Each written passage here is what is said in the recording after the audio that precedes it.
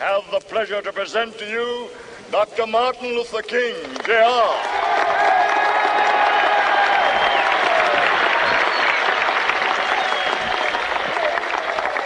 I am happy to join with you today in what will go down in history as the greatest demonstration for freedom in the history of our nation.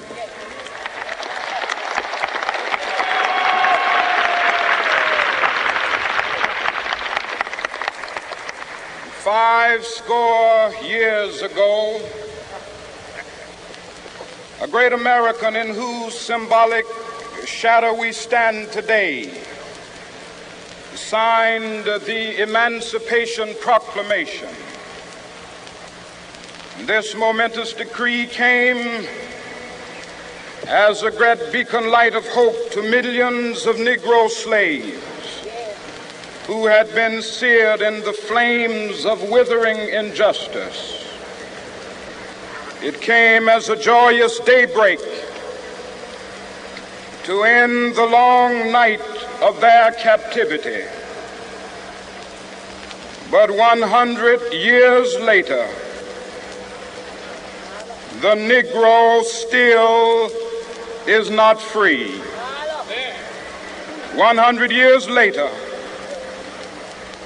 the life of the Negro is still sadly crippled by the manacles of segregation and the chains of discrimination. 100 years later, the Negro lives on a lonely island of poverty.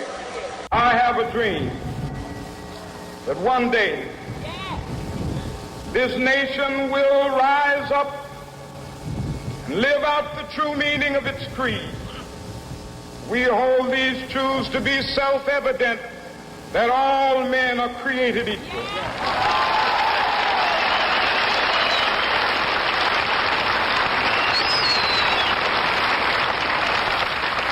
I have a dream that one day on the red hills of Georgia, the sons of former slaves and the sons of former slave owners will they be able to sit down together at the table of brotherhood. I have a dream that one day, even the state of Mississippi, a state sweltering with the heat of injustice, sweltering with the heat of oppression, will be transformed into an oasis of freedom and justice. I have a dream. My four little children will one day live in a nation where they will not be judged by the color of their skin, but by the content of their character. I have a dream today.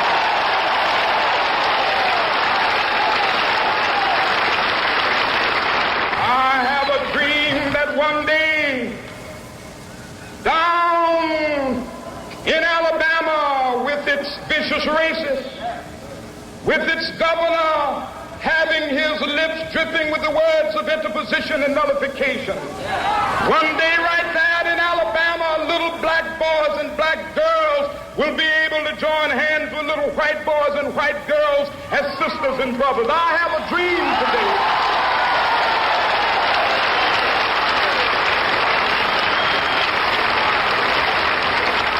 I have a dream that one day every valley shall be exalted, and every hill and mountain shall be made low. The rough places will be made plain, and the crooked places will be made straight, and the glory of the Lord shall be revealed, and all flesh shall see it together. This is our hope. This is the faith that I go back to the South with. With this faith, we will be able to hew out of the mountain of despair a stone of hope. With this faith, we will be able to transform the jangling discords of our nation into a beautiful symphony of brotherhood. With this faith, we will be able to work together, to pray together, to struggle together, to go to jail together, to stand up for freedom together, knowing that we will be free one day.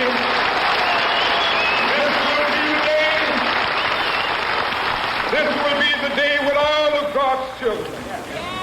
be able to sing with new meaning, my country, tears of thee.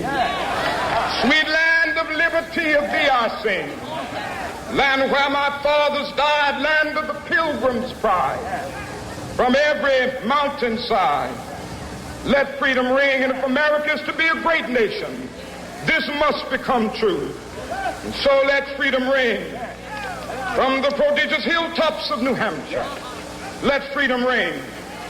From the mighty mountains of New York, let freedom ring. From the heightening Alleghenies of Pennsylvania, let freedom ring. From the snow-capped Rockies of Colorado, let freedom ring. From the curvaceous slopes of California. But not only that, let freedom ring from Stone Mountain of Georgia. Let freedom ring from Lookout Mountain of Tennessee. Let freedom ring from every hill and molehill of Mississippi, from every mountainside. Let freedom ring, and when they happen, when we allow freedom ring, when we let it ring from every village and every hamlet, from every state and every city, we will be able to speed up that day when all of God's children, black men and white men, Jews and Gentiles, Protestants and Catholics, will be able to join hands and sing in the words of the old Negro spiritual, free at last, thank God Almighty.